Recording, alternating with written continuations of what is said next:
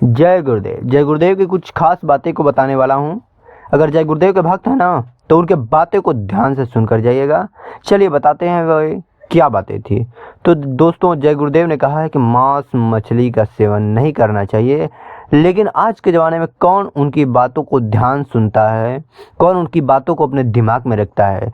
शायद ऐसा कोई बंदा हो जो उनकी बातों को ध्यान से सुनता हो, ध्यान में रखता हो।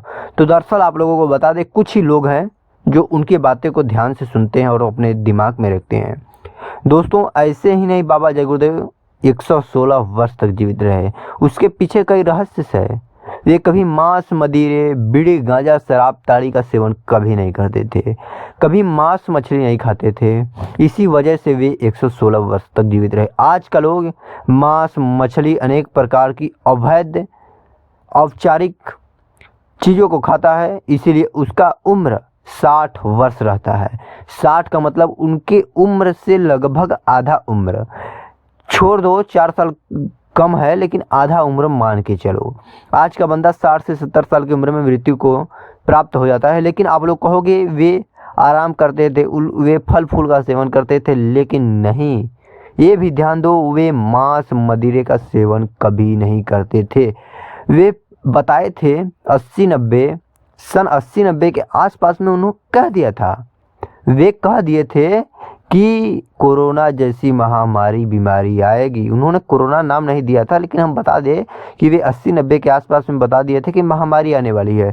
लेकिन 2019-20 आते आते लगभग 20 साल 30 साल पहले ही बता दिए थे। 20-30 साल बीतते बीतते सच में ही खतरनाक बीमारी आ गई।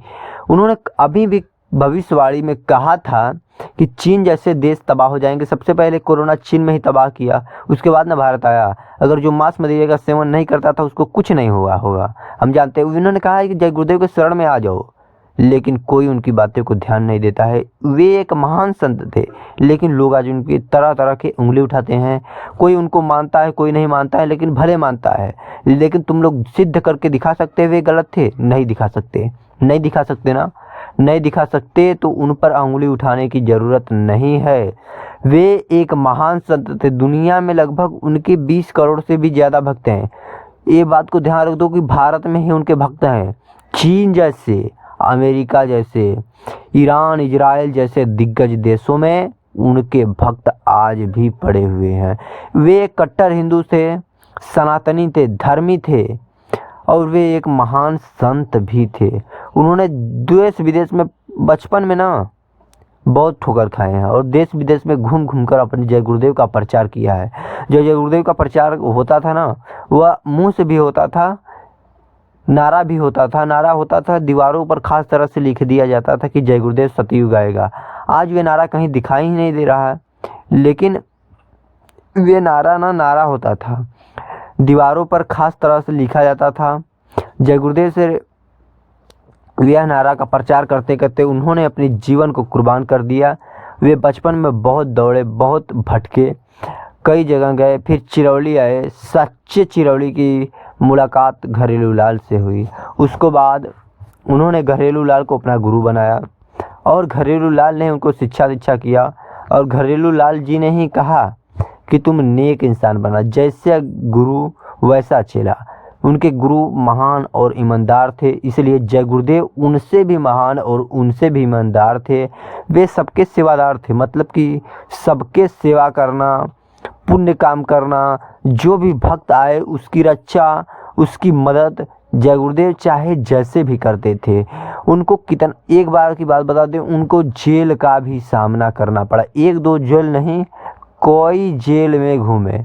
जब जेल क्यों गए आप लोगों को बता दें कि जब इंदिरा गांधी की प्रधानमंत्री थी तब उन्होंने आपातकाल लागू किया। आपातकाल में इनको जेल जाना पड़ा, जय गुरुदेव को जेल जाना पड़ा। कई साल जेल रहने के बाद जेल से जब वापस आए ना तो इंदिरा गांधी माफ़ी मांगने आई। क्यों? क्योंकि इनकी कोई गलती नहीं थी। अगर गलती रहती ना तो इंदिरा गांधी माफ़ी नहीं मांगने आती, जेल में ही रहने देती, लेकिन माफ़ी मांगने आई। जब जय गुरुदेव जिस दिन जेल से छूट कर आए उस दिन इनके भक्तों ने मुक्ति दिवस के रूप में मनाया। ऐसे जय गुरुदेव से रिलेटेड एक कहानी कैसी लगी।